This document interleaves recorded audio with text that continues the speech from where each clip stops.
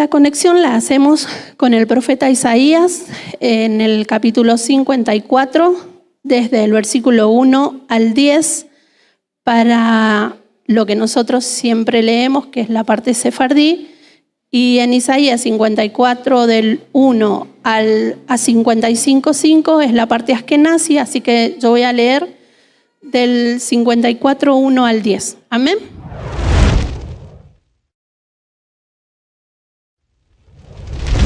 Regocíjate, oh estéril, la que no daba a luz. Levanta canción y da voces de júbilo, la que nunca estuvo de parto. Porque más son los hijos de la desamparada que los de la casada, ha dicho Yahvé.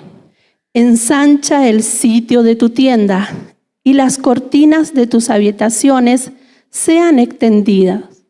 No seas escasa, alarga tus cuerdas y refuerza tus estacas, porque te extenderás a la mano derecha y a la mano izquierda, y tu descendencia heredará naciones y habitará las ciudades asoladas. No temas, pues no serás confundida, y no te avergüences, porque no serás afrentada, sino que te olvidarás de la vergüenza de tu juventud, y de la afrenta de tu viudez no tendrás más memoria. Porque tu marido es tu hacedor, Yahvé de los ejércitos es su nombre, y tu Redentor, el Santo de Israel. Dios de toda la tierra será llamado.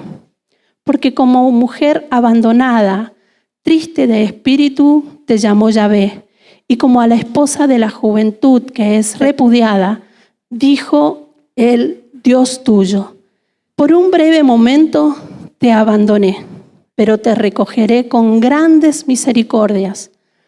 Con un poco de ira escondí mi rostro de ti por un momento, pero con misericordia eterna tendré compasión de ti, dijo Yahvé tu Redentor. Porque esto será como en los días de Noé, cuando juré que nunca más las aguas pasarían sobre la tierra. Así he jurado que no me enojaré contra ti, ni te reñiré, porque los montes se moverán y los collados temblarán, pero no se apartará de ti mi misericordia, ni el pacto de paz se quebrantará, dijo Yahvé, el que tiene misericordia de ti. La verdad que me tocó esta para allá y sinceramente tiene demasiados códigos. Es como que algo me estremeció muchísimo, muchas partes. En sí, la parashá se divide en 11 temas. Le voy a decir más o menos los nombres de los temas y yo me voy a basar en uno que luego se lo digo cuando termine con el nombre. Amén. El primero es la rectitud de Noaj y la corrupción del mundo. Desde Adán hasta Noaj hubieron 10 generaciones y todas provocaron a ira al Eterno. Noaj fue una lámpara para la humanidad en esa época. El tema es que esa generación no quiso ver esa luz. Amén. El segundo tema es la Tebá o el arca de protección, pero no era cualquier protección, era una protección espiritual que en nuestros tiempos representa la Torá, un lugar de tikún, de rectificación a nuestro egoísmo humano.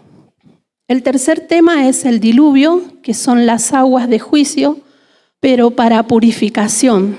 El Eterno preserva la vida de Noaj. ¿Y cómo será que trascendió él en lo que hizo el Eterno por su vida? Que en 2 de Pedro, en 2:5, se lo llama o se lo conoce como el pregonero de justicia.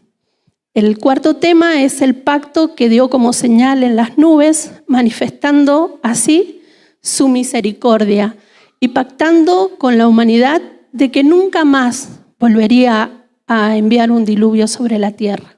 El quinto tema es la caída de Noaj. El sexto tema es la multiplicación de las naciones. El séptimo, Nimrod.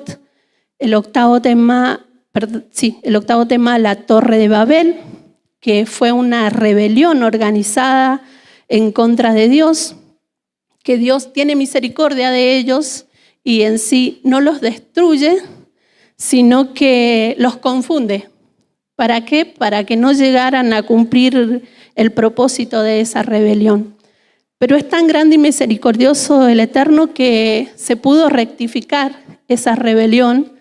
En el libro de Hechos lo vemos cuando en el capítulo 2, del 4 al 6, habla de que y fueron todos llenos del Espíritu, también hablaban en otras lenguas. No sé si recuerdan eso. Entonces ahí hubo una rectificación de lo que fue el haberse organizado en rebelión ante el Eterno. El noveno tema son las 10 generaciones de Noaj hasta Abraham. El 10º es la descendencia de Tarec, y Tarec sale de Ur llegando a Parán. Como vemos, todo venía bien hasta el capítulo 5. Cuando empezamos la parashá, nos encontramos con alguien que no se dejó corromper por su generación, sino que quiso transformar a las naciones, pero se burlaron de él, no le creyeron. Dicen que en ese tiempo, como nos hablaba hoy el apóstol en el aula, se daban en casamiento, hacían muchas cosas que estaban mal delante de los ojos del Eterno. Y si hoy nos ponemos a ver, Yeshua nos dice en Mateo que cuando veamos que las cosas están pasando así de esa manera, que se den en casamiento, que se empiece a torcer la humanidad, es ahí cuando el Hijo del Hombre va a retornar. Y creo que en este tiempo es como que estuviésemos viendo que hay muchas cosas que como pasaban en el tiempo de Noaj, están pasando hoy. A pesar de que, Noaj tuvo una transición, preparó un arca, hizo ticún dentro del arca, porque imagínense habitar entre medio de animales. El reel que mandó el PAC con respecto a la esposa de Noaj, pónganse a analizar ustedes si les tocara ir a limpiar todo eso. Y la verdad que uno dice, yo no lo hago, pero Noaj y su familia lo tuvieron que hacer. Tuvieron que agachar su cabeza y pasar por una situación bastante o demasiado incómoda. Y decimos, wow, hasta ese punto el Eterno lo llevó, pero no era para humillarlo ni nada, todo lo contrario, era para trabajar en su interior. El tema es que cuando él salió del arca, hubo algo que lo hizo desconectar. Y cuando se desconectó, cometió errores, y errores muy fuertes. Podemos decir que cuando estaba dentro del arca, en la cobertura del Eterno, estaba todo más que perfecto. Y cuando salió, miró para otro lado y bajó la guardia. Se pensó que iba a vivir lo mismo que estaba viviendo dentro del arca. Y no fue así. No fue así porque lo vemos que tuvo que hasta maldecir a uno de sus hijos. Dice que todo se mueve por ciclos, por tiempos, y las citas del Eterno son los lugares donde nosotros nos sentimos cobijados, guardados. ¿Y recuerdan de dónde venimos en este tiempo? ¿De qué lugar hemos salido? ¿O qué tiempo es el que hemos vivido? Exacto, hemos estado en las mejores fiestas, en las llamadas fiestas altas. Estuvimos en Yom Teruah, en Yom Kippur, en Sukkot, y transitamos y nos empezamos a meter cada vez más en los brazos del Eterno. Nos conectamos más porque teníamos, podríamos decir, que más tiempo de búsqueda. No es lo mismo venir así como que estábamos acelerados por llegar al encuentro, pero de repente nos encontramos con que entramos en un lapso de tiempo. ¿Y saben qué? Es lo que le pasó a Noaj en ese tiempo. Estaba sumergido en la presencia del Eterno y de repente se sintió totalmente desconectado. Ustedes me van a decir que como que soy reiterativa, pero hay un video y necesito que lo vean. les invito a que lo puedan ver con el corazón. Amén. Que tenía, y por eso fue con su mamá y le dijo: mami, ya no sé qué hacer. Cada vez que logro solucionar algún problema, aparece otro directamente y siento que ya no tengo fuerzas.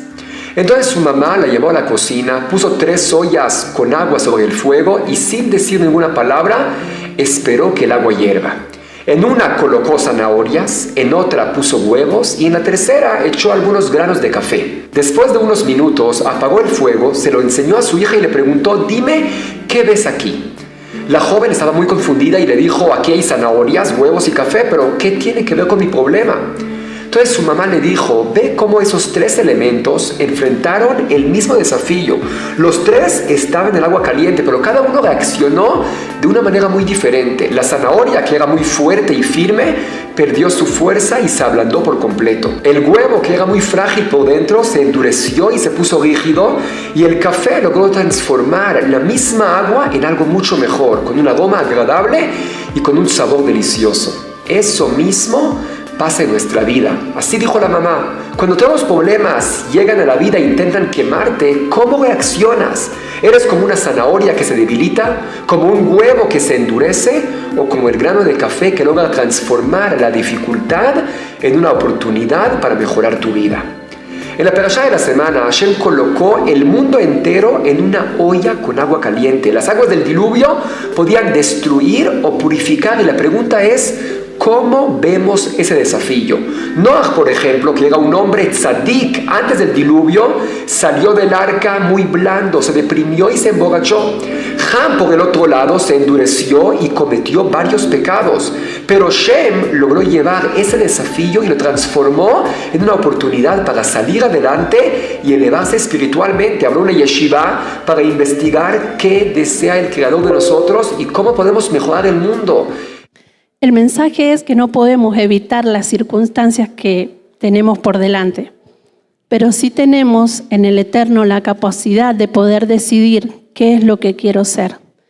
Si me voy a seguir quejando por las circunstancias o voy a tomar, como el café, el color del Eterno para poder darle a otra persona un sabor y un aroma agradable. Noah pasó dificultades.